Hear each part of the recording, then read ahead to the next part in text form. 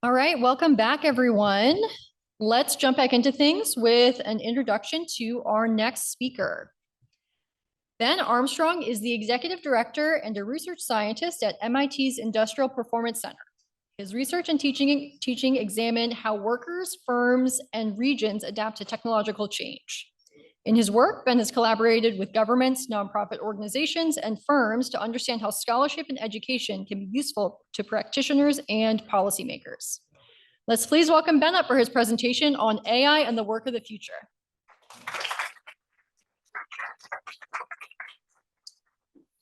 Hello, everyone. I'm very glad to be here. In late 2023, so closing in on a year and a half ago, I was very comfortable here at MIT focused on studying automation in manufacturing. There wasn't much AI in manufacturing firms that we could tell, so it wasn't that much focus on that. More focused on software systems, on robots. And then, this bright, shiny object, almost like a meteor, came crashing down.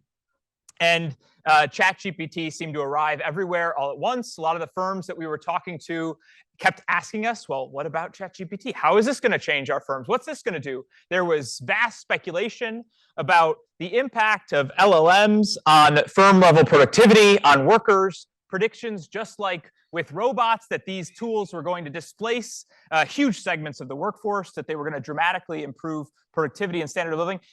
It seemed like the industry was aflame with all of these new ideas. So for someone who studies manufacturing, is more interested in old school technology, I was distracted quickly by these tools, the large language models and generative AI tools like ChatGPT.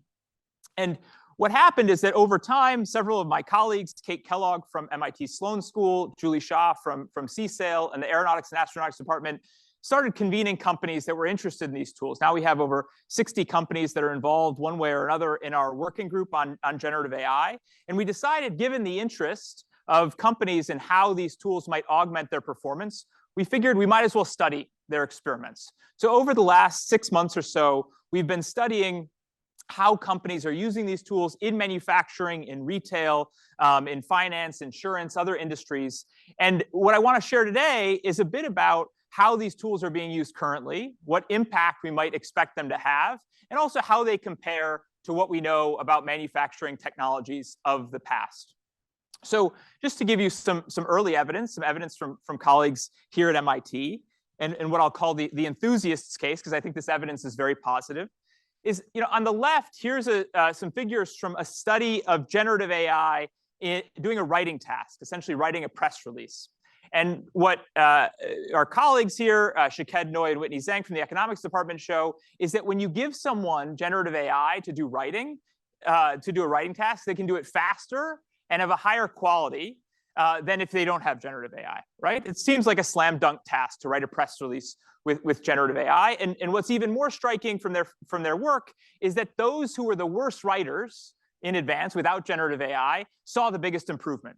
So this seems to be a skill leveler as well. Very positive results, but that's in a lab setting. They weren't actually doing this for their job, so maybe we can't trust these results. So then a number of other economists, this is the right panel, studied generative AI in the field at a call center. And they gave some call center workers generative AI at the first day on the job, trained them to do their job with generative AI support. They gave others generative AI 6 months in, once they had already gotten to know the job. And then they studied others who didn't receive the tools at all. And what they find, what you might be able to already tell, this red line, in terms of this is a productivity measure, how many calls they could resolve per hour, that those with generative AI from the first day on the job did substantially better. Essentially, they performed 5 months in as if they were a year in. Really climbed the learning curve much faster. And again, what they found, similar to Shaked and Whitney's work, was that those who were the lowest performers, essentially the lowest skill without generative AI, saw the biggest boost. So again, very positive results. I think this is part of the justification for a lot of the frenzy around these tools and their potential impact. And now I want to offer a big however, and I think you know this probably from your experience in manufacturing.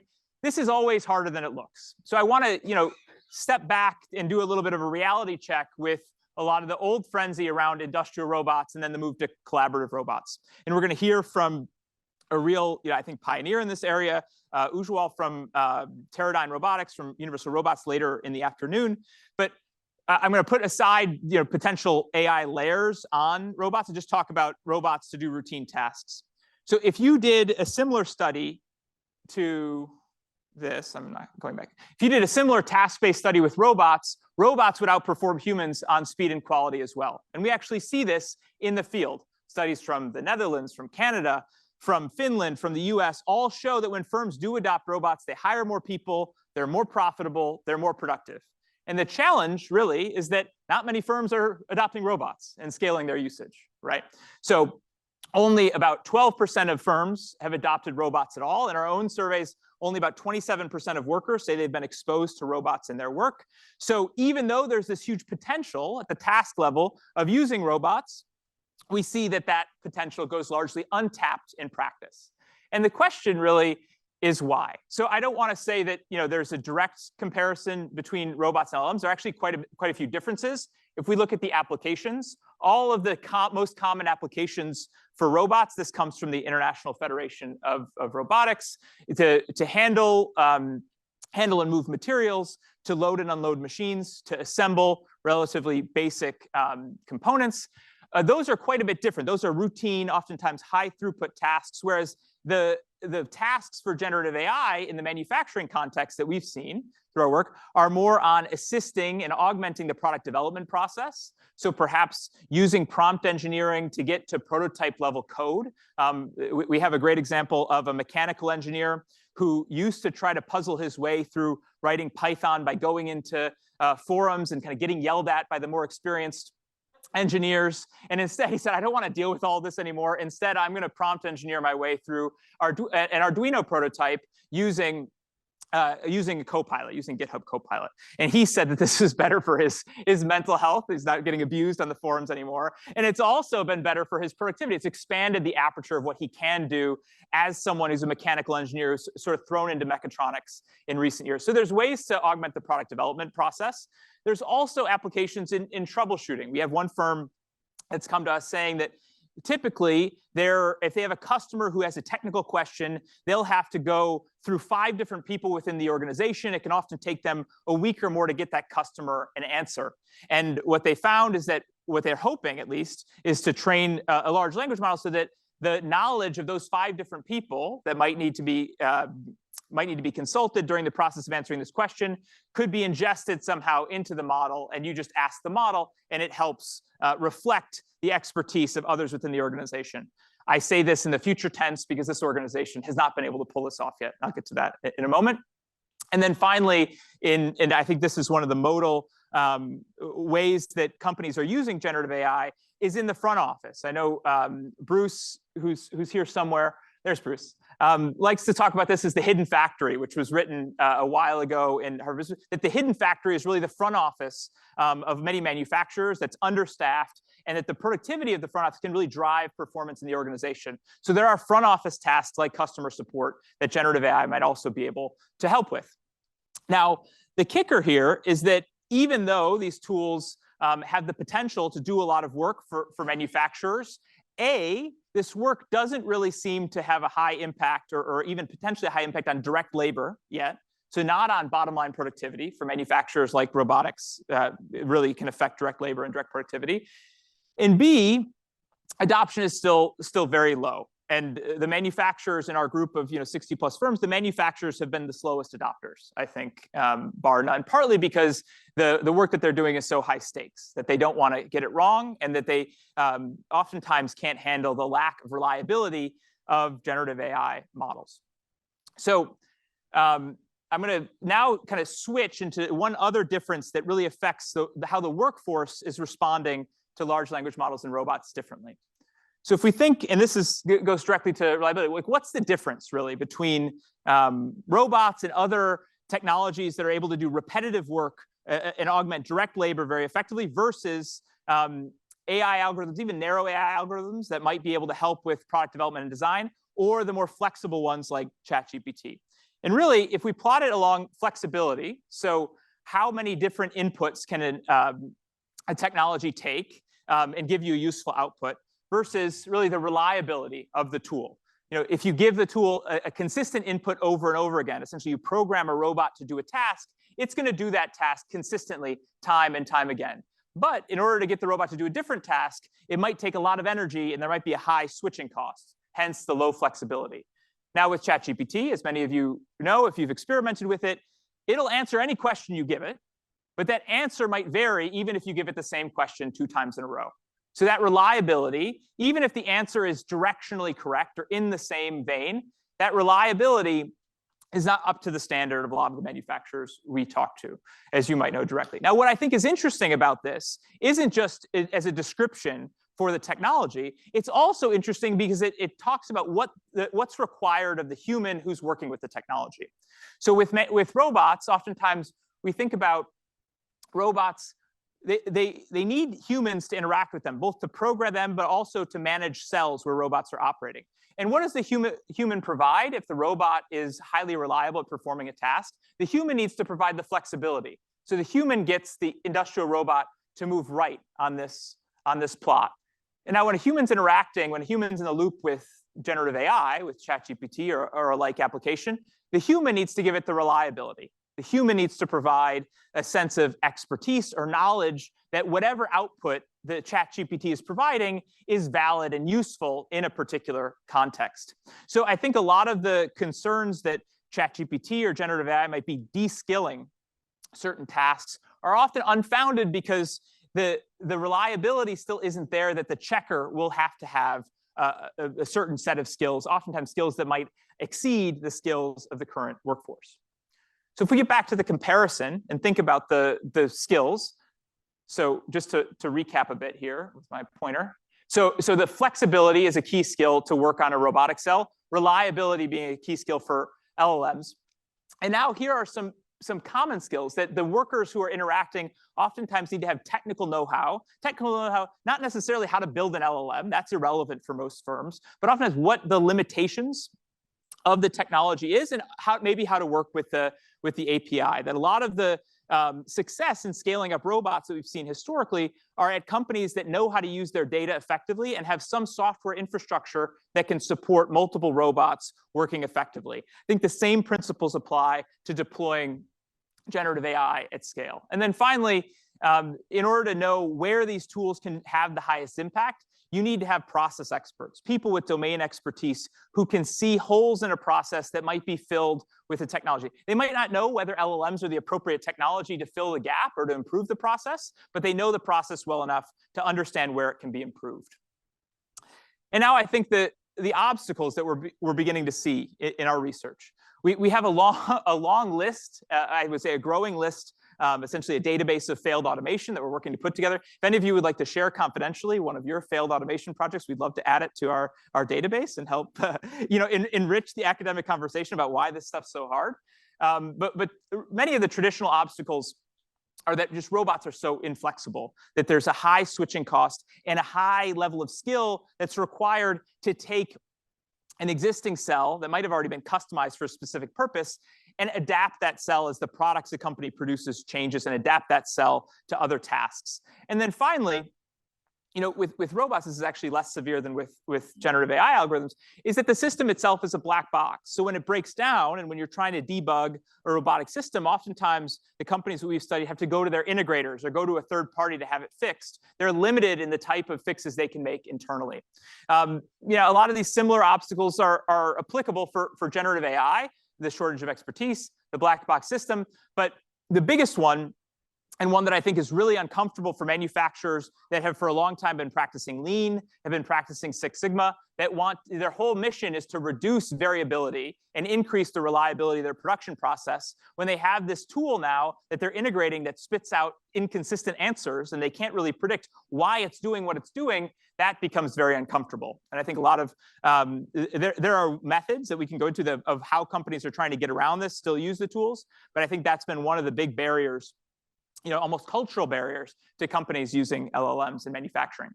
Now, just as I previewed the kind of enthusiastic case for LLMs, I want to dig a little bit into the cautionary tales.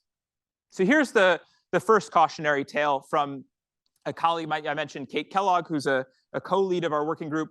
This is a paper that she co-authored, and it was a study of BCG consultants doing different tasks. Some of the consultants given access to generative AI, and some doing the tasks as they would traditionally do them as management consultants.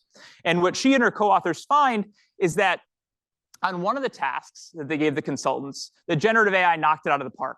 Similar slam dunk as the writing task or the customer service task. They were faster, higher quality, and the lower tier of consultants improved more than the upper tier, right? It was a skill leveler. And this was a kind of an analytical problem-solving task like GPT has been advertised for. And then they gave it a second task, a task that seemed on its surface, pretty similar to the first. They thought ChatGPT would perform similarly well. And then they got these results on the right, that those without the ChatGPT assist got the answer correct far more, almost 15% more than those who had access to generative AI and were trained on the potential of generative AI. So it wasn't like they were using generative AI irresponsibly. They had the training, they knew the tool, and yet what Kate and her colleagues concluded was that the generative AI wasn't just wrong. It was so persuasive in being wrong that it convinced these very highly educated consultants to choose the wrong answer. So what they call this is the jagged frontier of where generative AI has a comparative advantage. That on some tasks, it's going to be a slam dunk. On some tasks, it might actually persuade you to move in the wrong direction. And it's unclear on which tasks the comparative advantage exists. So this is why I think it's so challenging for a lot of firms and why the manufacturers that we've talked to are actually being appropriately cautious in deploying this in high stakes environments. OK, so I'll get back to one of the firms in the semiconductor industry that we've talked to, where of course yield and reliability is really key. They've tried to start to integrate these tools into a set of questions they know the answer to. So their idea was, if we can get these tools to reliably give us the answer, can reliably respond to questions that we already know the answer to, then we might be able to deploy them in a very controlled environment. And they were working with one of the large LLM providers, and they kept iterating over and over and over again. And they couldn't get every time they made progress in answer to one question, they seemed to lose quality in the answer to the other question. And they came to us kind of with their hands up, and they said, you should title your working group, "It's Harder Than It Looks." So I'm going to take their advice and give you a few slides on It's Harder Than It Looks and why. So one of the reasons why it's harder than it looks is that we've seen two models for organizing the workforce around generative AI. One, we've seen some companies that have really tried to reorganize their workforce around experts, where everyone, instead of, and I'll use an example from HR, instead of having an HR business partner, one HR person who's assigned to a team of managers, the idea is that every person in HR is going to become an expert in a domain area. You're the expert on paid leave. You're the expert on maybe transitions to new teams. And then the generative AI takes over the business partner role and helps route people to experts. And this can apply in technical situations as well. So you can imagine in your IT team or your software engineering team that you could have experts in your ERP, experts in Salesforce, et cetera. Now, we see some companies doing this, and the main change they're seeing is that they're requiring the skill transformation as someone who might have really done well. They might have been people, essentially good with people in their HR business partner role, and now they're in more of an analytical role as a domain expert. So this transition is really hard, and it's actually much harder than making the technology work to route people in the right direction. So this, I would say, is one way that companies have used generative AI. They've essentially made the generative AI the first line of defense, and then had the people become the experts to improve the reliability of the generative AI. The second approach, and this is an approach that I think has shown some more potential, but it's harder to measure, is that companies have said, let's really lean into the idea of business partners in IT, HR, sales, other areas, and let's empower business partners to use these tools really well. So let's essentially use generative AI to make someone who's our business partner a Jack or Jill of all trades. So you can use this tool to find the right resources and find the right questions to solve a particular problem. So one of the CIOs that we're working with has a background in consulting, and she essentially wants to have business partners that can behave like consultants, smart problem solvers on the front lines that can work across her organization and can identify where these tools are going to be most useful. Now, the issue here, as some of you might have intuition because you've been in these situations before, is that just swooping in as a consultant and trying to be a business partner doesn't give you the process expertise to know where the highest impact areas are to introduce the technology. So what we found is that there are real trade-offs with either of these approaches. Published recently kind of the trade-offs between both approaches in Sloan Management Review.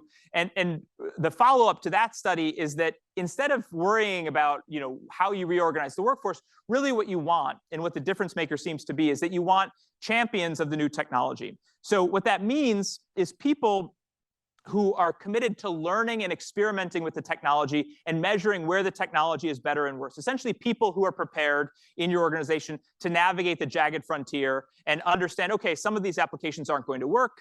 I'm going to be sure that the people we're working with are trained enough to recognize where the model has gone wrong. And also the people who want to see the technology succeed, not committed just to using LLMs, but want to solve a problem with new tools that can hopefully do the task better. In our work, we recently conducted a survey of about 9,000 workers. About a tenth of those were in manufacturing. And what we found was that among these workers, the champions of new technology, those who think that new technology is most likely to have a positive impact on their upward mobility, positive impact on their productivity, even their wages, are workers who actually have less education. So if you don't have a college degree, you're more likely to advocate for these types of technology tools, which was really surprising to me in the findings. And you're also more likely to be a champion if you've already used these technologies somewhere at work. So it's a bit of a chicken and egg problem where those who have been most exposed to these technologies on their job are also most likely to champion them in the future. So there seems to be some kind of positive reinforcement to using technology. And then finally, and what I think is important for managers or those who are setting technology direction in their organizations, the real practical outcome that we see from this work is that so there seem to be two incentives that workers find to become champions of technology on the jobs. One are direct financial incentives. So we did an experiment where we offered some workers, we said, if you use this technology successfully, we kind of made up a productivity technology. If you use this technology successfully, your improved productivity will be proportionate to a bonus that you receive on the job. And for another set of workers, we said, you have a voice to shape how the technology is going to be used in your workplace. And then we tried to see if worker voice incentives or financial incentives were going to be more powerful for workers to become champions of the technology that was introduced. Turned out that the financial incentives just blew everyone away, that it really transformed a ton of champions. And then a lot of you might say, duh, this is like academics spending a lot of money on a survey to prove what everyone already knows. But it does seem like that there is some operational room to provide direct incentives that tie someone's technology performance and their wages. And second, I think even more surprising for us, since there's a lot of research on worker voice, is that worker voice made no difference at all. It really didn't change how workers saw technology or whether they became champions of technology in their workplace. I don't think that negates anything in the worker voice literature. It just shows that in this context, just giving workers a say in how the technology used doesn't seem to really move the needle in how much they advocate for it. And with that, I'll leave it there for some questions if we have time, and happy to talk to anyone afterward. Thank you.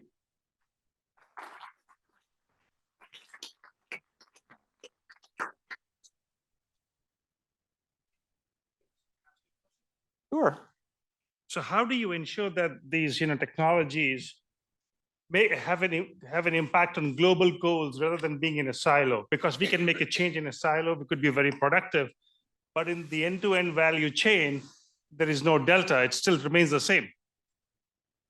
Yeah, I completely agree. So let me get to, I didn't have time to get through these. So this is, I think, a point that thank you for bringing it up. So what we see some organizations doing, particularly if you think about customer support applications, which I agree, it seems like these tools have a great potential in customer support.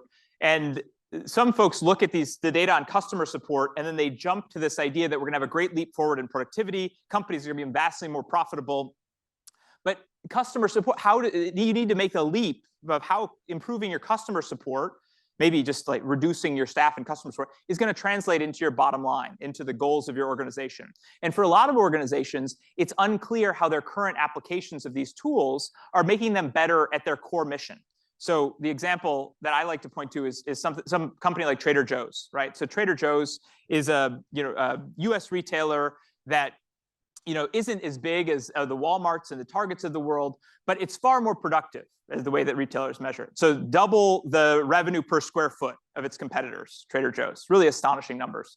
And what I find interesting about Trader Joe's is that as other retailers were introducing new technologies that weren't core to their business, so self-checkout, some guided newfangled barcodes and reorganization of their shelves, Trader Joe's just continued to study and refine its old practices and did not actually fall into the trap of getting distracted by some of these technologies, and it continued to outcompete its rivals. So sometimes when we hear that I think the common saying now is either you can learn how to use generative AI, or you're not going to be replaced by generative AI, but you're going to be replaced by someone who learns how to use generative AI.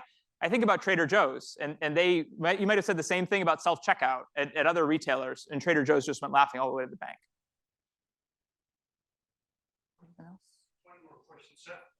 So what is the process of identifying the right use cases to use this tool? So if I have to use this tool, if I have the budget, what is the criteria, or what is the process to figure out this is the problem I should solve, this will give me the ROI I need?